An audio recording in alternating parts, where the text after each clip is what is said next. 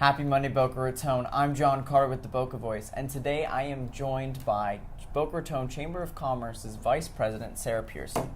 Now, Sarah, tomorrow is August 1st.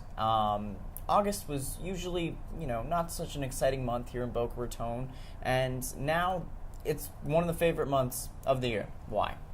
Well, because of Boca Chamber Festival Days. And for those at home that don't know what that is, why don't you tell us a little bit about it? Boca Chamber Festival Days is a month-long series of events that take place in August. Back in the day, like you had said, it was like the dog days of summer. There wasn't much activity happening in August. That's not the case anymore. However, the Chamber had created this month-long festival to generate commerce, generate activity during the month, during a slow time. Again, 30 years later, that's not the case, but it has just continued to be extremely successful. We created the program not just to generate activity during the month, slower month during those days, but also to help the nonprofits in our community, help them raise funds and awareness through that month. So how do businesses and nonprofits work together to pull off this event?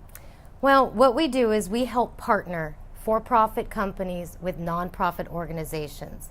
They then work together to create an event. That event, again, is to not just raise the critical funds needed for that nonprofit to operate, but also to create more awareness for that nonprofit.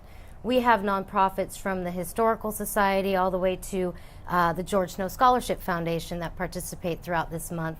They are all extremely critical nonprofit organizations that help move our city forward and help quite a few needs in the community. So we partner them. They create this event. We, of course, use our outreach and marketing skills to market the events through our social media sites, through print media, all of our relationships we have, like the Boca Voice, where we get the words out, the information out there, and, of course, to our members to participate in these awesome events. So, to find the information, you can obviously go to our chamber website and pull up the events that way. As a member, our members always receive an email the week prior of what's happening the week coming up, so they can mark their calendars and make their plans.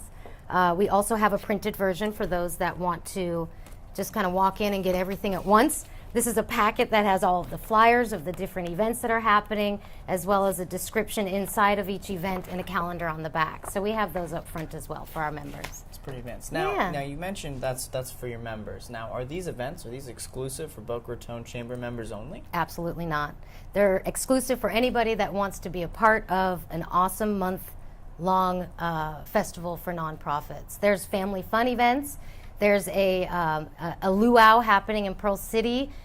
They've partnered with the Habitat for Humanity on a Saturday. There's a historic tour at the resort 2 Sundays throughout the month of August. There's a wine and jazz event for anybody that likes to have a little bit of wine and eat a lot of food, or have a lot of wine and a little bit of food. And it's for anybody that wants to attend. For any of these events, they're open. There are fees to attend some of these events, and then some of them are just at no charge. They're just community-wide events. Excellent. So what was your favorite event last year? Well, I'm not going to say what my favorite event is, because they're all awesome events, and we always fight. The staff at the Chamber always fights on who gets to go to what, because we all want to go to every one of these events.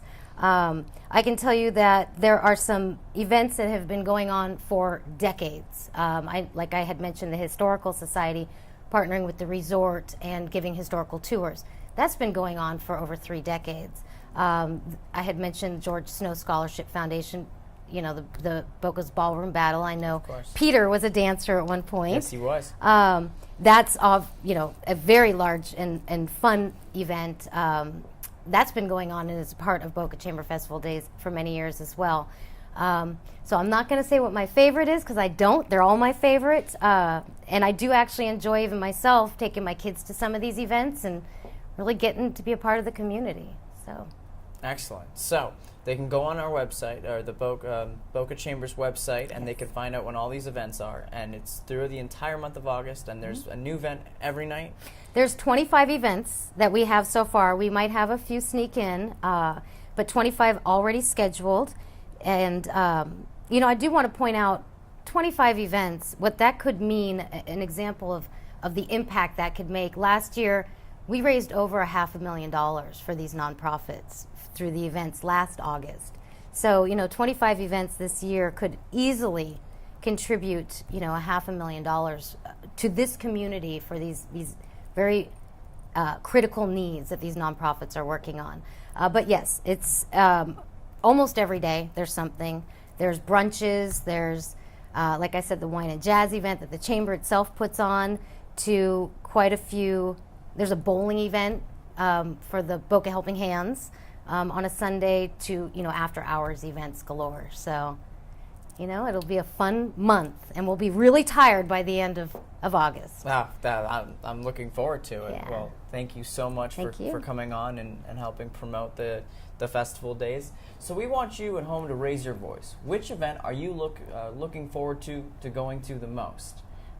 We hope to see you at all of them. Until next time, that was Sarah Pearson, and I'm John Carter, your voice for all things politics. Thank you.